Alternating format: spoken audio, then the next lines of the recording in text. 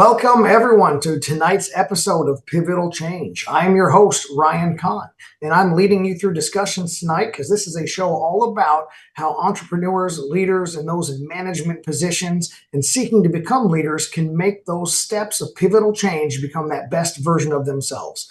Tonight, we have some very special guests, and kicking off, we have Mike Campbell. He's a very good friend of mine from ministries, and he helps primarily churches and ministries get insurance and special coverages that they need to be able to survive the world we live in.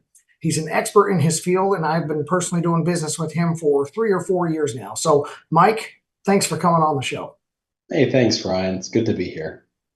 Absolutely. And you know the way I like to roll, Mike. I like to jump right into things. So I'm going to kick us off with asking you to tell us in the audience a little bit about your journey.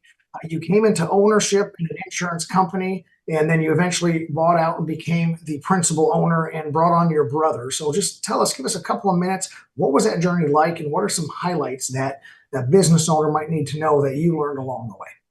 Yeah, like anything, most people don't dream of it being an insurance agent. And so I got to say, it was definitely some twists and turns. Graduated with a school counseling degree, did it for just a very short period of time and realized that it wasn't quite the right fit. And my brother had started in the insurance industry about 3 years before I did, and it was in my ear, just like most of your friends, that perhaps this might be the right fit for you. And so it took me a couple of years to convince my wife it was okay for brothers to be in the same industry, and we weren't gonna it wasn't going to be World War III or anything like that. We could compete and have a good time and do well.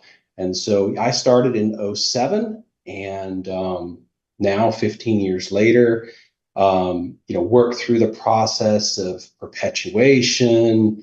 Ryan and Wayne and his team at Shelton helped me through that process and guided me through the twists and turns and vision casting and all of those kind of conversations that we had to have in order to find the right fit going forward as far as the change in ownership and things like that.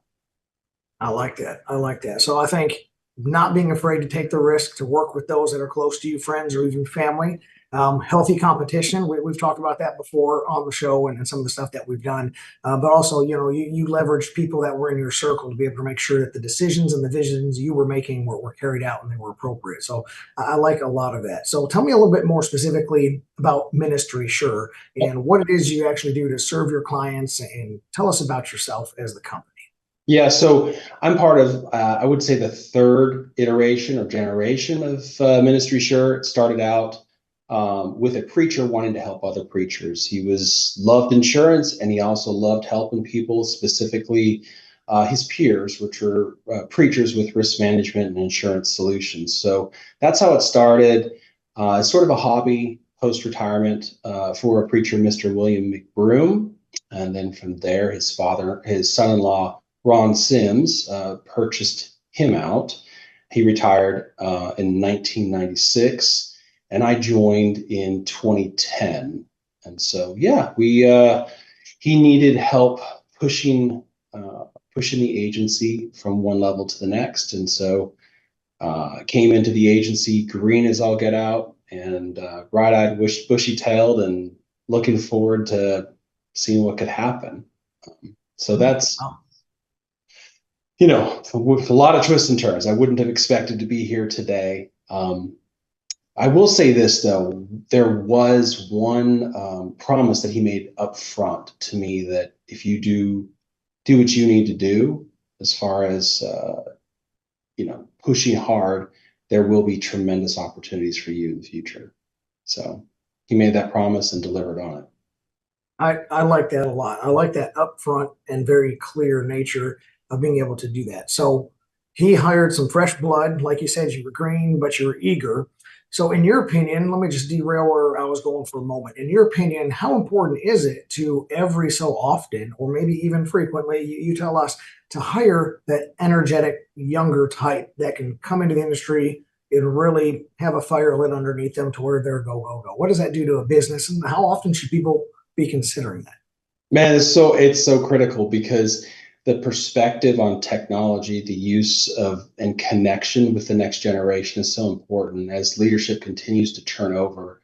Ryan, you and I are about the same age, and kind of the last generation that understands what it was like without a computer, without a cell phone in your hand, without all of that technology and all that knowledge with a couple clicks. And so, as we continue to age in our industry and continue to mature, sometimes connecting with that new leader might be a little challenging, who is in a very important role in business and making really important decisions on behalf of organizations. So I like that a lot. That fresh set of eyes and that fresh set of energy can come in here and see something like, hey guys, you didn't know this, but there's a better way, right?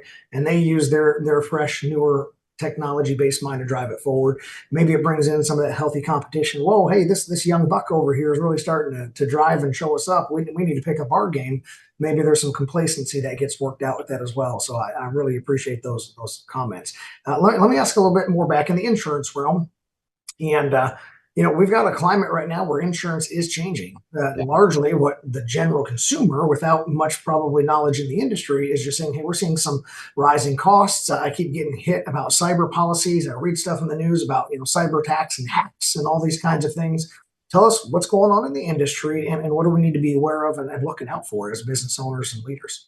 Yeah, so it's funny. The industry is really going through a tough market with rising costs, inflation, social issues that are causing claims and situations to inflame. There's more litigation. We are seeing weather patterns that are affecting things. And so when you boil it all down to, the carriers have lost a lot of money the last 4 or 5 years, and they're not in the business of losing money.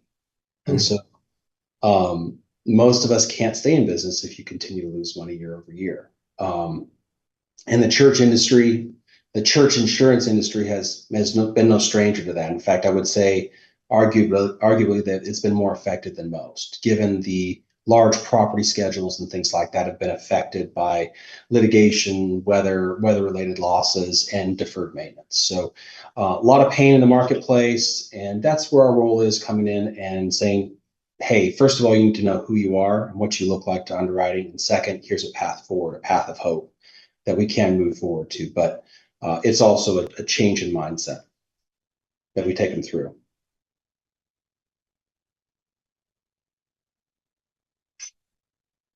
A lot of change of industry. Insurance companies aren't a lot of what they used to be. Like, our accounting firm has changed. I know even construction companies have changed just through the materials and personnel in the churches. And you said the properties, just there's a lot of change. So the shift in the mindset is really important.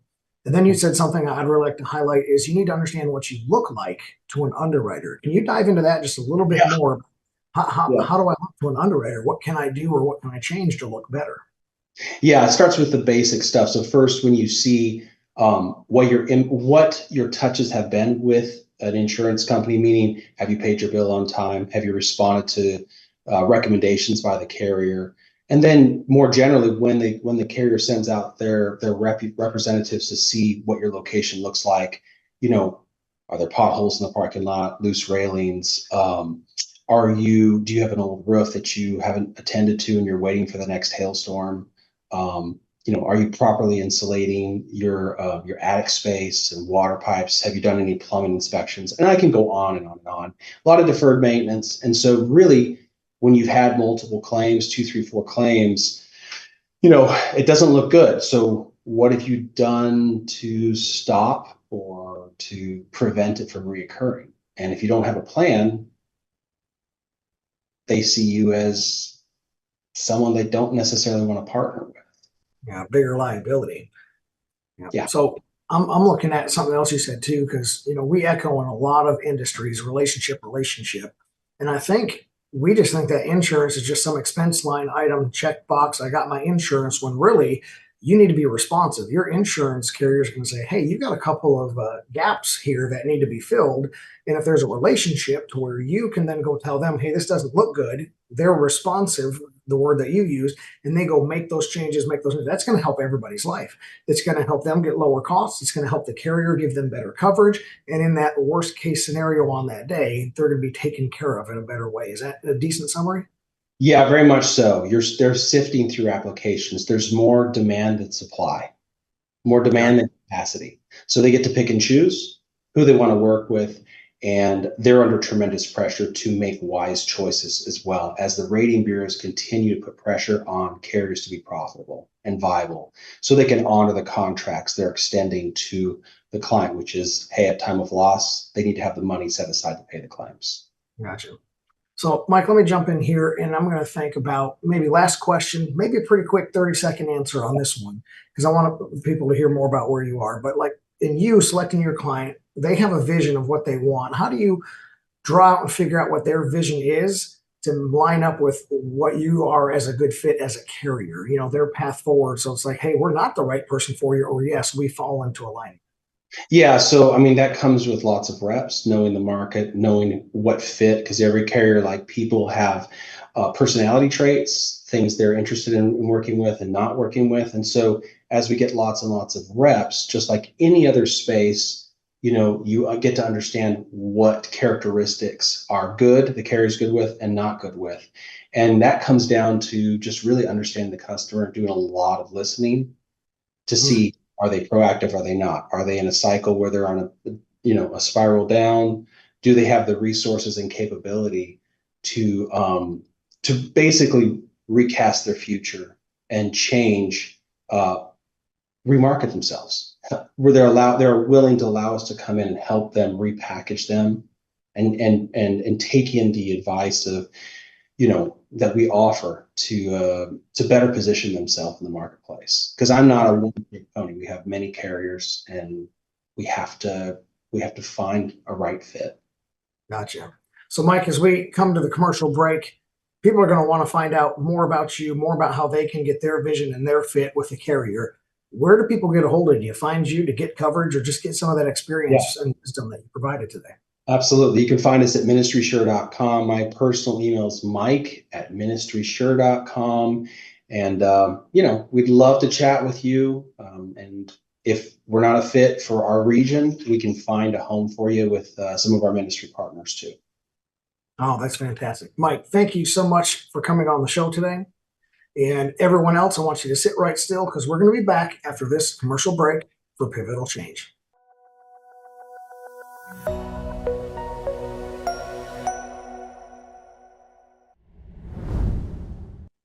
Welcome back from the break, and thanks for sticking with us on Pivotal Change. We're moving right along in tonight's episode, and I have brought back one of my favorite guests, Wayne Shelton of Shelton Associate CPA. He has over 50 years of experience in his industry of accounting, and he is an expert's expert going around the country and training other accountants how to do various versions of the specialized practice that he does, including forensic CPA and a lot of other things behind his name and initials. So, Wayne, thank you very much for coming back on the show. It's my pleasure. Good deal. So, Wayne, I want to talk specifically about what is going on in the accounting world. We've been talking about and seeing changes that have been taking place pretty rapidly, but I want you to give us a real quick historical breakdown of what's been going on in the last 50 years and what is the trend that is going on now. Yeah, things have changed dramatically. And it's kind of funny because things did not change that much in the first 35, 40 years that I was in practice. But in the last 10 years, particularly in the last 5, things have dramatically changed. The whole landscape has changed. When I got out of accounting school in 1974, the big deal is everybody wanted to be an auditor. That was where the action was. Taxes, that was second rate, and people that went into taxes were kind of looked at as they were second rate. You wanted to be an auditor. That was the big deal. Not anymore. What they've done is they've kind of made it very difficult for small firms to do audits. Now I'm not talking about IRS audits. I'm talking about financial audits. We don't do financial audits anymore because the continuing education, the peer review, and a bunch of that stuff, it is more designed for larger firms, not like us. So what we've had to do is kind of allocate all of our resources, and we've looked at something totally different. And we have looked at an advisory maintenance model where we actually work with our clients and help them very, very closely, and working with them several times during the year to do tax planning. And that's really where the action is today. And a lot of people are starting to do it, although a lot of firms are just not, they're just not making it happen. Gotcha. So looking at these changes, you said in the first 35 years, not a whole lot of major changes to the tax code, and everybody can get kind of just chug along business as usual the way that it's been. But in the last several years, it's become more increasing rapid that the changes keep coming out. What do you foresee as far as these changes? Are they going to slow down, or we're going to settle into a tax code that we can all be familiar with for a period of time? Or do you foresee that the changes are going to continue and maybe even become more rapid over time? Yeah, the changes are going to become more rapid. They are going to be numerous. As we get ready to go into this election season, of course, we got both sides saying different things with different agendas for their tax programs, and they are miles apart. So what that means is, at this stage, we don't even know how to do tax planning for next year, because we know there are a lot of changes already happening, but we don't know which ones are going to happen because of the election. But they're going to be dramatic, and they could be very significant. Probably will be. Okay, so I'm hearing kind of a forewarning and giving a heads up out there to the viewership, saying be prepared for tax changes. Yes. And I'm just thinking about some of the things you told me in the past, as a mentor bringing me up here, that these changes used to be made through legislation. There would be votes, there'd be proposals. Organizations like the AICPA would keep you on top of everything. But now changes seem to be made with the stroke of a pen on an executive order, and then boom, we have tax changes today that we didn't have yesterday. Does that seem like a familiar trend as well? It is. And the kind of funny thing about that is, about half the time, some court or Congress will actually undo what the president attempted to do through executive order. So we will see more and more of that. And I think there'll be a lot of fighting back and forth as to what's going to happen. But I think one thing we do know is things are going to be different. Taxes could go way up. They could go way down. I don't see them going way down. Taxes very rarely go down. They almost always go up. What we don't want to see is them double. That would be devastating to the country. There are some things that are on some of the agendas that could be really, really tough. And I think what that means is you need to be on top of where your company is and what is happening in the industry you're in, and try to minimize those taxes. Because if you don't, you could very well be in big problems. Okay, so that's perfect. You're perfectly segueing into my next question. So how does this trend of changes, and some of them very significant, you and I both are aware that some of these could it's almost literally double your taxes in some cases. How does this affect not only the accounting firms who have to keep up with all of this, but then the clients that they either just do tax returns for, or maybe they do like we do and they advise and plan for throughout the future? What are the effects of this? The effects are huge. And what it means is the people that are not paying attention, they may be out of the ballpark. Their companies could go out of business if they are not monitoring what's happening. So it's very important, I think more important than ever in the 50 years that I've been in practice, to work closely with your CPA. If you don't do that, and you're just having somebody do a one-off tax return for you, you are going to miss out on huge planning opportunities. Because there are a lot of planning opportunities. There are a lot of planning opportunities right now that people don't take advantage of because my profession has not told them. It's unfortunate. Gotcha.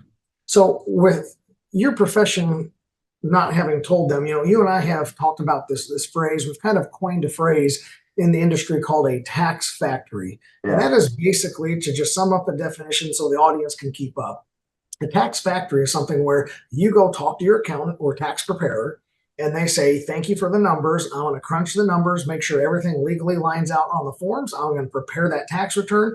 And with your signature and permission, I'm going to submit that to the government on your behalf. Tax factory, very transactional.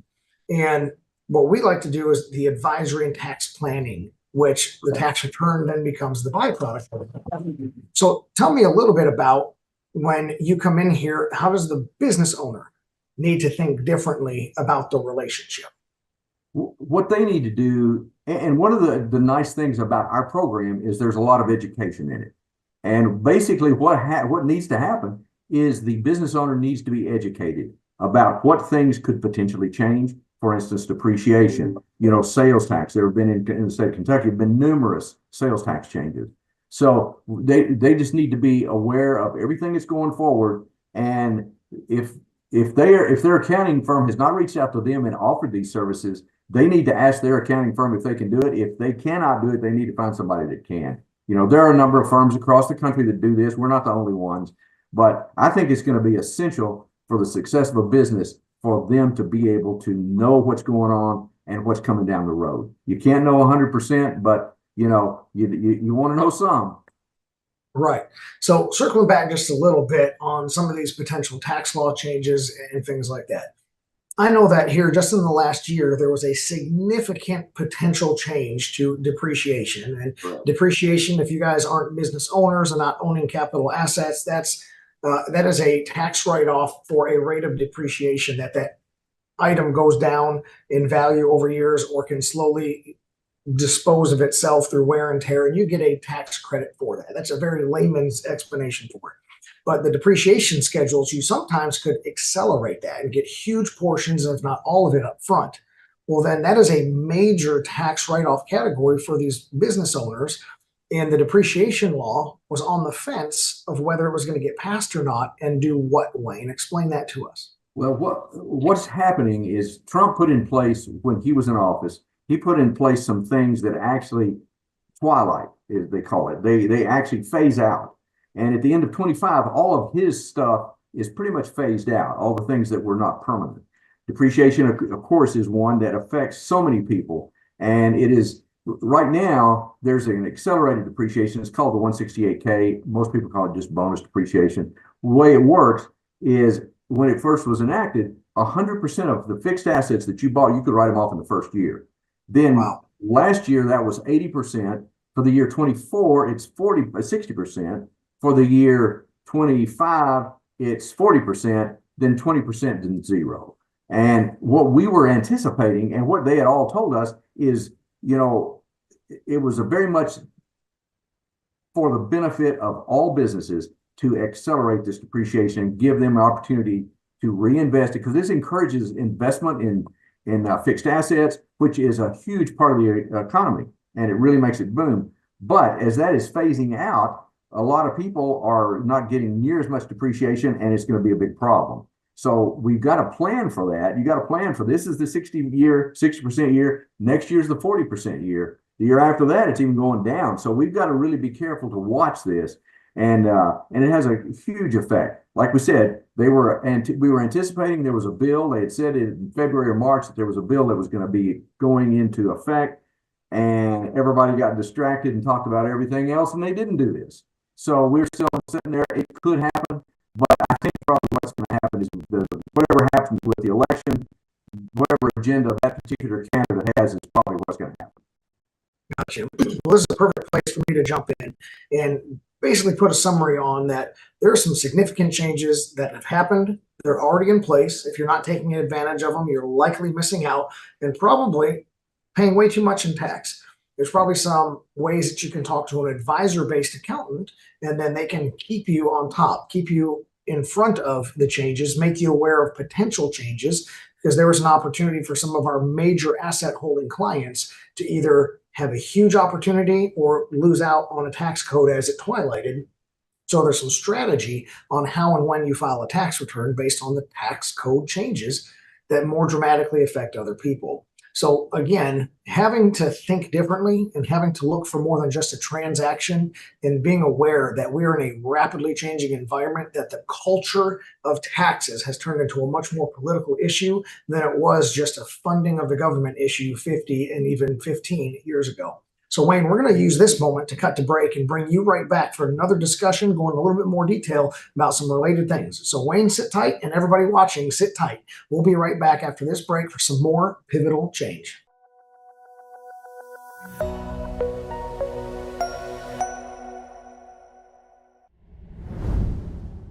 We are back with more Pivotal Change and with more Wayne Shelton. Continue our conversation from before the break. And we're talking all about tax changes and how the accounting firm is adjusting and how clients are adjusting to that as well. So we're going to jump right back in and push this conversation forward. And Wayne, I want to ask you specifically, with all of these changes coming, not just in the last 50 years, but 15 years, 5 years, and even 5 months in some cases, if accounting firms like you are changing with the times, tell us about some of those specific changes that you were making to keep up with the times, the changes, client demands. Yeah, about 5 years ago, 4 or 5 years ago, we could tell the way everything was going. We had more clients that were asking for advice during the year, and we decided we were going to develop that program on our own. We wound up hooking up with our computer company that does our software for our tax.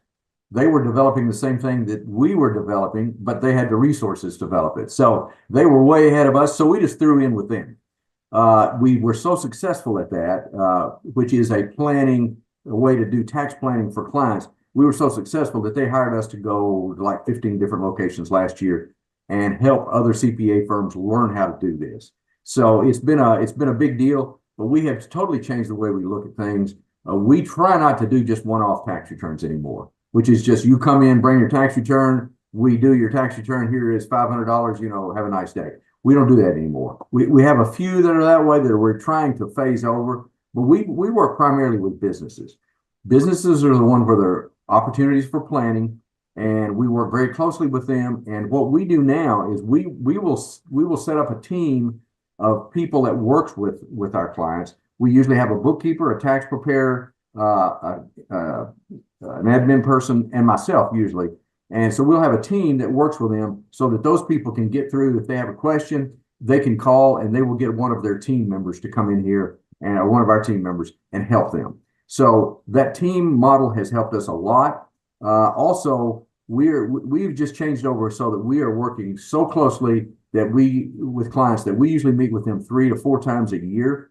Usually not during tax season, but we will right after that. And we're doing that pretty heavy right now, and we're doing tax planning for the end of the year. As they have things that are coming up, it's very important for them to have good, clean books. We help them do that. We want them to be able to know where they are at all times, because so many times we see in a small business, they manage their business by their checkbook, which is a way that's been done for many, many years. Not that there's anything wrong with it, but you're missing out on a lot of opportunities to save taxes if you do it that way. So we've changed that. We work with our people now throughout the year, and that has been a huge hit with our clients. We didn't know at first if they would be interested, but I will tell you, there has not been a single client that's not interested in this. I like it. So I'm hearing, I'm going to paraphrase back to you. I'm hearing that you've concentrated, you formed a team model. So it's not just a single point of contact. That's been super helpful in communication and more immediate and comprehensive client service. But your overall mindset is to focus on something that is more valuable to the client. And I'm sure it gets the firm more value, but there's more value to the client than just checking the box. Oh, I had to file my tax return. And now they're getting ways to save money, expand their businesses, grow, prepare for their dream to come true, and not just get hammered by taxes when their dream finally is realized. So that value-based mindset and shift sounds really important. So with the clients that you work with who are receiving your planning services, they're getting your advisory services. What are the current client demands? What are the needs of the clients when they walk through the door and sit down in meetings with you? I tell you what we get just about every time. Of course, we hear a lot of the complaints, and of course, one of the big complaints now is they can't get anybody to work. It's very, very difficult, particularly in hotels, restaurants. We do a lot of people in those industries. It's very difficult for them. But we also hear people come in and they say, okay, it's close to the end of the year. What do I need to do to prepare for this tax season? Do I need to go and buy a truck? Do I need to buy some equipment? That type thing. If we don't know where you are with your business, if you don't know if you're making a profit or having a loss, there's no way to give you a good answer for that. So what we tell clients is let us work with you to get the books clean. Let us sit down, in June, do a rough tax estimate, do it again in September. And then when we get down to the end of the year, November, December, we may need to do some bonuses for the partners. There's a lot of things that the IRS is focusing on now that they used to not focus on. So we try to address all those issues. So there are a lot of the issues that the clients don't even know that is important for them to deal with now, like reasonable compensation. You know, if you have an S corporation, it's very important for you to have some salary out of it, because one of the things you're doing is you're avoiding self-employment tax, but the IRS wants some tax.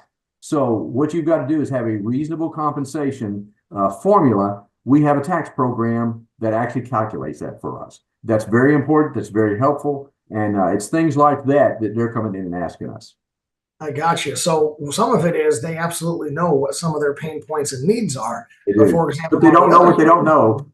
The other hand, they don't know what they don't know. They don't know that the IRS is currently headhunting reasonable compensation and looking for the entity structures that require owners to take pay. They're not doing it, and they're red flagging themselves. Well, an advisor helps keep you out of that situation. That's right. And I think that's a very eloquent point that you've made there, is that sometimes they walk in the door and they don't realize it. You know, I've heard us both kind of use metaphors similar to the car industry. You know, we get clients that come through the door and we want to pop the hood and look under at that engine to see, hey, what's all going wrong with this vehicle? Now the client's driving their business, the car, you know, pretty effectively, and they just know something's not quite right. Well, we realize that, hey, you're not firing all cylinders and something's about to blow, right?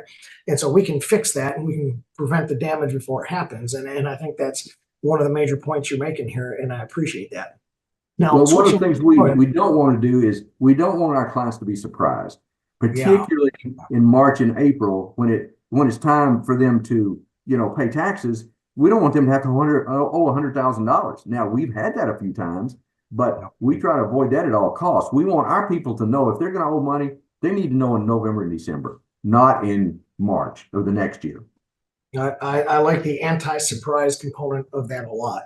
And I think the anti-surprise goes in hand with you mentioning the clean books and emphasizing that so much, that whatever software they're using, whether they have their own accounting software, some type of spreadsheet, or even a QuickBooks or something like that, to look at their overall position. If they don't have financial statements where they can make the decisions competently with their company finances, well, they're in trouble. And they also can't make those tax decisions, and they're going to be surprised one way or the other. And I think that's so important. We've seen clients that, let's say they make $300,000 gross on the year, and they've got $150,000 in the Ask My Accountant category in their accounting software, and then they're like, "Oh, well, I thought you were doing okay, but maybe not so much."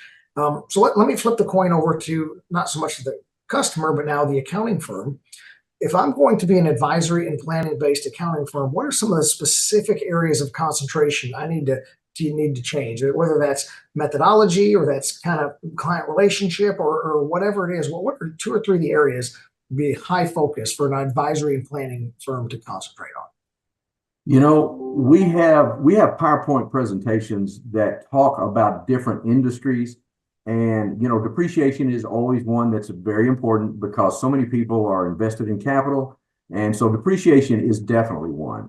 We see some things like there are ways to pay children for doing real work, but a lot of, if you do that properly and set it up correctly, you can potentially pay your children for doing real work, and they do not even have to pay tax. You know, just Social Security and Medicare. So things like that can be really, really helpful.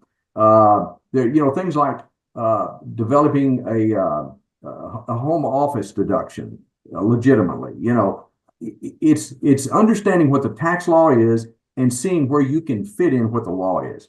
You know, I get a lot of questions about people say, "Okay, give me the list of all the deductions. Give me the list." There's not a list. You know, it's very short and sweet. You know, what is ordinary and necessary, that is what is deductible as a business expense. And, you know, people don't understand that. We try to help them to understand what that does mean. And, you know, the other thing we do with clients is when they come in, one of the first things we ask them is, tell us what your problems in your business are. It's really funny. Their accountant has never asked them that before. Never. Okay. So Wayne, let me jump in here, Wayne, because that brings me to, I think, what's going to be our last question. So if accountants never asked them that question before, give us just 2 or 3 highlights that a client, somebody watching the show, can go to an accountant or their accountant and ask a couple of questions and say, "Hey, I can determine that this is an advisory and tax planning firm and I'm in good hands, or this is a tax factory and I need to go someplace else." What can they ask these potential tax preparers and accountants to figure out if they're the right type? Yeah, there's probably a lot of things they can ask. One of the things they can ask them is, say, tell me about where's depreciation going? What is going to happen next year with depreciation? What do I need to do? If they act like they're not really on top of what's going on, see, one of the problems is accountants have always dealt in the past, not the future and not the present. We're always a year behind. That can't happen anymore. Things are moving too rapidly. There are too many big things that are happening, and we just got to make sure that we cover all those things with clients. So the I like that's that. pretty much it. Let me jump in here, Wayne, because I think that is a perfect statement. If you go in there and ask some type of question to your accountant, what are you doing to look forward in the future and plan for tomorrow, next year, 5 years, and they have a competent answer, then that's probably a planning-based firm. If they're just like, oh no, we just want to get your tax return done for last year, probably not the spot for you. So Wayne, you've been absolutely fantastic. Your wisdom is super clear and obvious. So if somebody wanted to tap into your wisdom, your methodology, your planning services, you do everyone all over the country. How does somebody get a hold of Wayne Shelton, Shelton Associates CPA? Pretty easy, wsheltoncpa.com. Phone number 270-442-6688. We work in 49 states. Hawaii, we do not. I think I should go to Hawaii for a couple of months and probably develop some business over there. I think that wouldn't be a bad idea at all. Well, Wayne, thank you so much for coming on the show. My pleasure. You've been absolutely a pleasure, and I know our audience looks forward to you coming on the next time. So everyone else, you sit tight. We're going to go to one more commercial break before we finish off the night on Pivotal Change.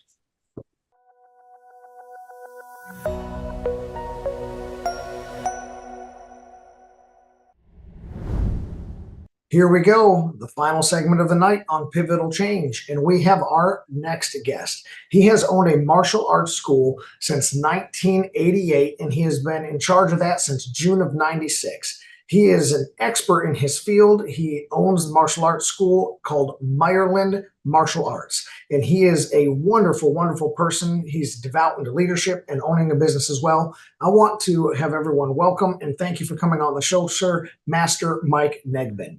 So I'm going to go ahead and jump straight into our first question. And what we're going to do is we're going to talk about what is it to have a mindful practice? What is mindful practice and why is it making perfect? There's a very long-standing mantra that's in all types of athletics, martial arts, any kind of endeavor, that practice makes perfect. And while that's not a bad thing to think about and not a bad thing to have in mind, the problem with that is that a lot of times you get people just doing things in rote. So they'll do what they're supposed to do. They'll practice their bat swing or their golf swing. But while they're doing it, they're not really thinking about what they're doing while they're doing it. You can say the same thing about homework. If a kid's got a big page of multiplication tables to do and they do them mechanically, but they're not really thinking through the process. Or if they're reading a book and they see all the words and they goes through their head, but none of it sinks in, they're not being mindful about what they're doing at that very moment. And so the reason I prefer to use mindful practice makes perfect, or maybe you could say perfect practice makes perfect, or conscientious practice makes perfect, any of the above. The idea being that the mindfulness enhances how much practice value you get. So you can imagine practicing your golf swing 100 times mindlessly, and it probably will get better. If you practice it 60 times mindfully, it would probably get a lot better. You could even probably practice it 25 times very mindfully, thinking about the right things, and you're going to get better results from that 25 repetitions than the hundreds of mindless repetitions before. So in a way, it's a lot more efficient. Okay, so that is very insightful. I really like to hear that, the whole making perfect. So how to apply mindful practice makes perfect in like a family context or in a business context? Oh, well, I don't see them as any of them being any different. It's the same no matter where you apply it. Repetition builds strength. And if we're doing mindful repetition, it builds more strength. For instance, listening skills. And this could cross over from martial arts to business to sports to family context. It doesn't matter. Listening skills. What is the number one indicator that someone's literally listening to what you're saying? It's eye contact. That's one of the problems that we have with devices these days. As good as they are, If we're sitting there listening to a lecture in a classroom or listening to a business associate during a staff meeting, and we're at the same time doing this but listening, we're trying to rationalize to ourselves that we're paying attention, we're there listening, but we're not really there. Our mind isn't on that. At the very best, it's subdivided on those two things. Well, I don't know about you, but I wouldn't want my dentist to do his work that way. I wouldn't want my surgeon to do his work that way. I wouldn't want my CPA to do my taxes that way. I want their entire focus on what they're doing pertaining to me. I don't want the teacher doing that to my child in terms of grading their paper, doing it mindlessly while they play a video game. That would be terrible. So I don't want anybody preparing my food at a restaurant that way, right? So think of all the areas where you wouldn't want someone to do that, and it tells you how useless that is. So having just that one goal of being completely mindful in the context of just having a conversation with a family member or a business associate, it would be so useful if that were 110% of your attention and nothing else is in your mind at that moment. Now, nobody truly knows what's in your mind, but I can assure you that if you're looking around or looking at something else, you know that's not happening. So it really crosses all genres of life, all parts of life. It doesn't matter. Very good, very good. So that's something that we can all use. So speaking of that, how do you achieve a mindful practice as like a routine, a set routine? Multitasking an enemy of mindful practice and doing that. Multitasking is, for the most part, a myth. People can do things serially. They can do one thing after another really well. I can chop the onions over here while the water's boiling, but I'm not really paying attention to the water. When I'm done chopping the onions, I go do that. They can have a series of things they're doing, like a checklist, that might be in their mind, and it's very, very quick, but they're literally not doing two things at once. This is why distracted driving is such a problem. Okay. You can text or you can drive. You really can't do both of them well at the same time. You might get away with it without having an accident and think that you're doing okay. Oh, I text and drive all the time and I've never had an accident. That's not an indication that you're doing it well. That's just an indication that you didn't get an accident. So someone that does that rationalizes to themselves that they're doing it well because there hasn't been a negative consequence yet. But I would ask that same person, would you get on the airplane where the pilot's doing the same? And the answer is, of course, hell no. So yeah, multitasking, and from my perspective, is for the most part a myth. What may happen is that you may be doing two things at once. I'll give you a great example. There's a couple of physical behaviors that you can do that every adult, most every adult does, that they literally don't have to think about anymore. Your body has involuntary muscle use, your heart beats, things like that. You don't have to think about those. But all of your voluntary muscle movement, all of your voluntary movements are learned behaviors. So you weren't born with the ability to hit the brakes in your car. Nobody was. That was a learned behavior. It was an emergent behavior through repetitive practice, mindfully done while you were learning to drive. Okay?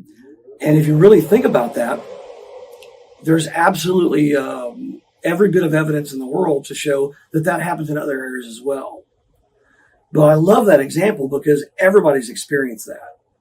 How many times have you had to, in the last 10 years, think about hitting the brakes? Or did your foot move? There you go.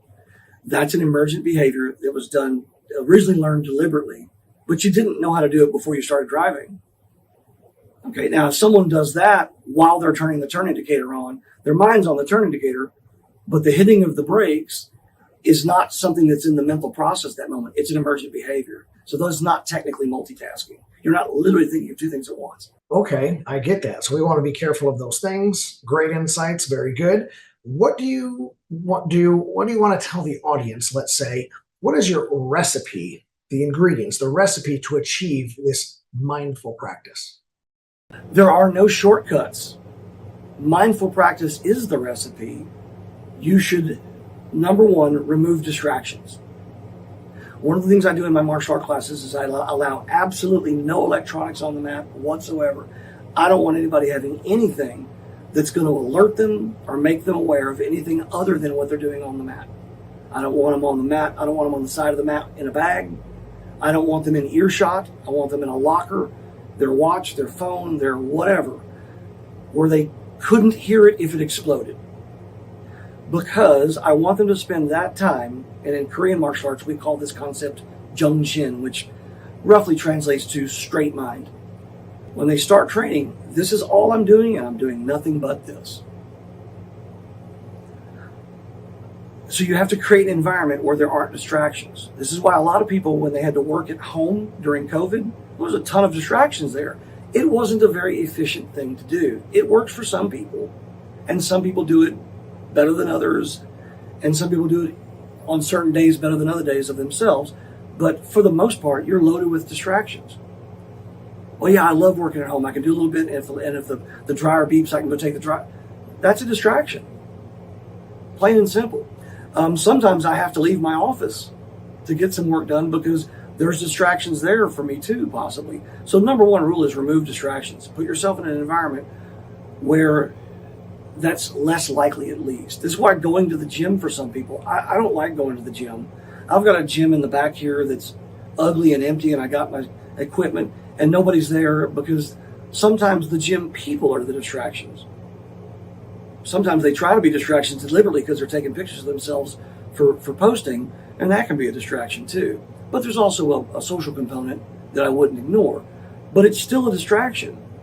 If you have kids and they've ever been to kindergarten, I guarantee you that there's a very, very small window, if at all, in the door of the kindergarten classroom.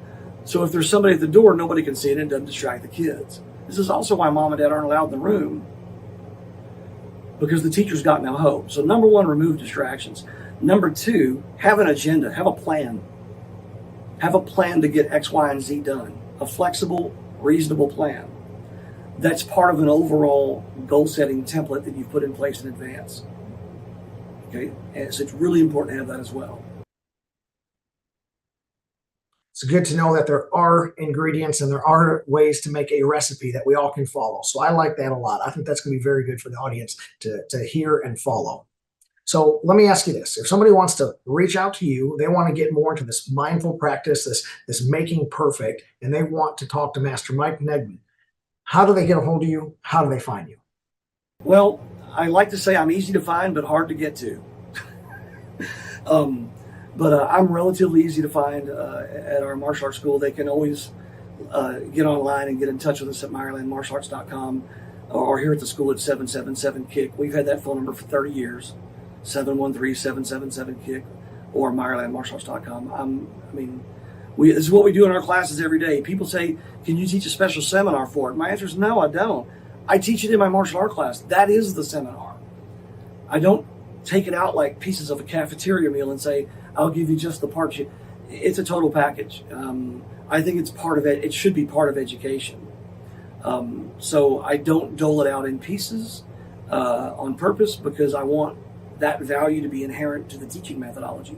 Well, Master Nebgen, thank you so much for coming on the show. This has been really helpful, really good for our audience. I hope they were taking notes and paying attention. Thank you for coming on the show, and we hope to see you back on here soon.